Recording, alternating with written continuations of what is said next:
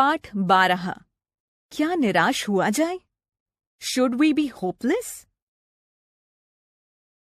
पाठ परिचय, chapter introduction. आज के समाज में व्यक्ति नित्य ही हत्या, आगजनी, आतंकी हमले और धोखाधड़ी के समाचार देखकर तथा सुनकर खुद को असुरक्षित समझने लगा है। बेईमान लोगों के सुख देखकर वह सोचता है कि सच्चाई के रास्ते पर दुख ही दुख हैं। किंतु आज भी समाज में कहीं न कहीं सच्चाई व मानवता जीवित है, जिससे संसार का अस्तित्व कायम है। प्रस्तुत पाठ में हजारी प्रसाद द्विवेदी जी ने हमें समाज के नकारात्मक पहलुओं को देखकर निराश न होने का सुझाव दिया है। उनके अनुसार हमें उन सकारात्मक घटनाओं से भी जीने की प्रेरणा लेनी चाहिए जो हमारे आसपास घटती रहती हैं। मेरा मन कभी कभी बैठ जाता है। समाचार पत्रों में ठगी, डकैती, चोरी, तस्करी और भ्रष्टाचार के समाचार भरे रहते हैं। आरोप प्रत्यारोप का कुछ ऐसा वातावरण बन गया है कि लगता है देश में कोई ईमानदार आदमी ही नहीं रह गया है। हर व्यक्ति संदेह की दृष्टि से देखा जा रहा है। जो जितने ही ऊंचे पद पर हैं, उनमें उतने ही अधिक दोष दिखाए जाते हैं।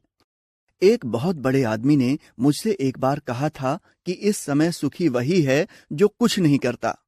जो कुछ भी करेगा उसमें लोग दोष खोजने लगेंगे, उसके सारे गुण भुला दिए जाएंगे और दोषों को बढ़ा चढ़ाकर दिखाया जाने लगेगा। दोष किसमें नहीं होते? यही कारण है कि हर आदमी दोषी अधिक दिख रहा है, गुणी कम या बिल्कुल ही नहीं। स्थिति अगर ऐसी है तो निश्चित ही चिंता का विषय है। क्या यही भारतवर्ष है जिसका सपना तिलक और गांधी ने देखा था?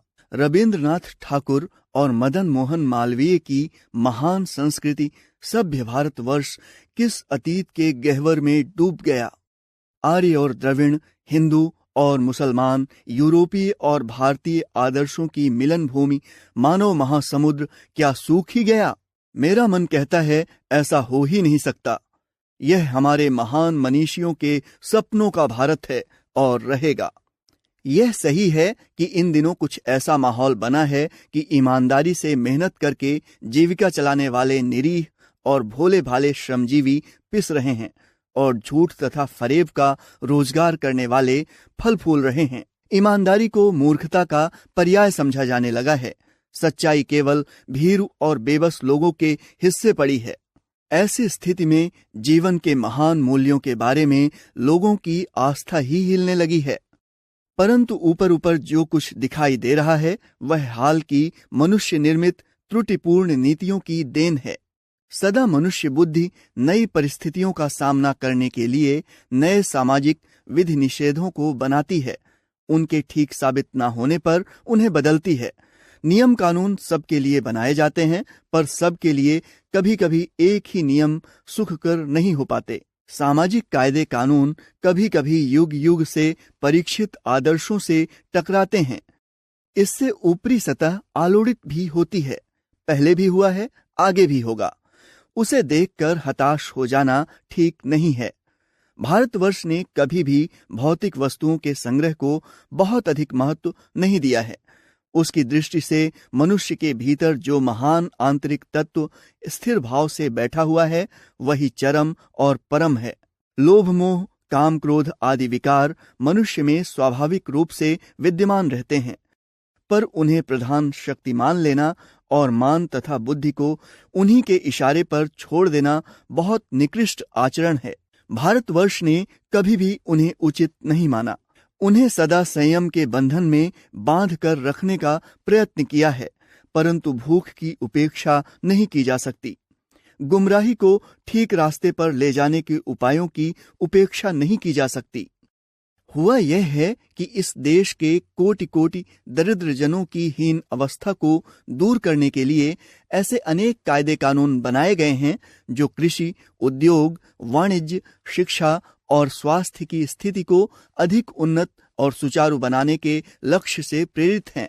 परंतु जिन लोगों को इन कार्यों में लगाना है उनका मन हर समय पवित्र नहीं होता। प्रायः वे ही लक्ष्य को भूल जाते हैं और अपनी ही सुख सुविधा की ओर ज्यादा ध्यान देने लगते हैं। व्यक्ति चित्त हर समय आदर्शों द्वारा चालित नहीं होता।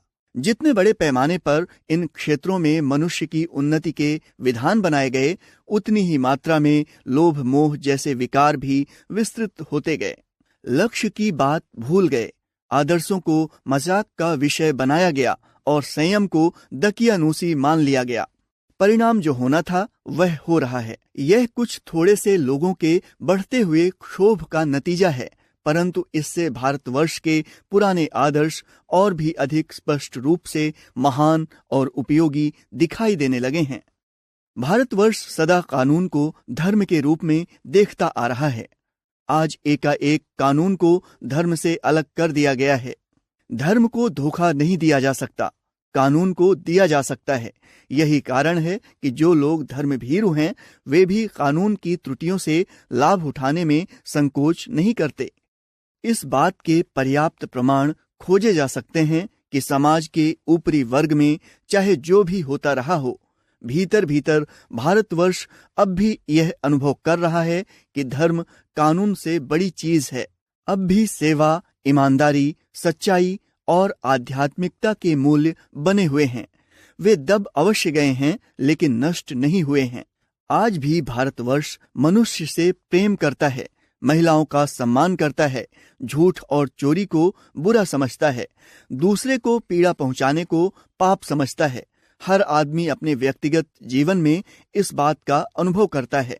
समाचार पत्रों में जो भ्रष्टाचार के प्रति इतना आक्रोश है, वह यही साबित करता है कि हम ऐसी चीजों को गलत समझते हैं और समाज में उन तत्वों की प्रतिष्ठा कम करना चाहते हैं जो गलत तरीके से धन या मान का संग्रह करते हैं।